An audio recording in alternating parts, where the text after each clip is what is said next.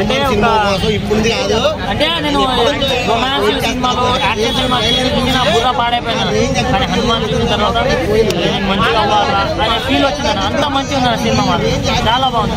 అంటే కొంతమంది ప్రభాస్ చేసింటే బాగుండే సినిమా కాదన్నా, నిజం చెప్తున్నా. ప్రభాస్ నన్ను వేసుకున్నా ఒకటే చెప్తున్నా, ఆదిపురికి ఎలాగో ఫ్లాప్ అయింది కదా, హనుమాన్ మాత్రం one of the biggest block buster అవుతుంది.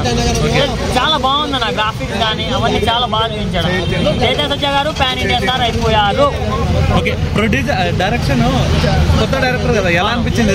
ప్రశాంత్ వర్మ రెండో సినిమా ప్రశాంత్ నీలన, ఎందుకంటే ఆయన ఎక్స్పీరియన్స్ ఈయన ఎక్స్పీరియన్స్ ఎక్కడ తీసేదేమనే రేంజ్ లో ఉంది. డైరెక్టర్ బాగా చేశాడు. ఓకే, నెక్స్ట్ సినిమా బాలకృష్ణతో చేస్తా అంటున్నారు, ఎలా ఉండబోతుంది అసలు అది కాంబో? అంటే ఇప్పుడు మనం ఆయన నుంచి మాస్ సినిమా చూడలేము. సో బాలయ్య అంటే మాస్, సో వాళ్ళిద్దరు మాస్ ఎలా ఉంటుందో ఎక్స్పెక్టేషన్స్ హై ఉంటాయి. ఎందుకంటే ఇంత మంచి సినిమా తీశారు కాబట్టి ఆ మూవీ గురించి ఎక్స్పెక్టేషన్స్ ఎక్కువ ఉంటాయి.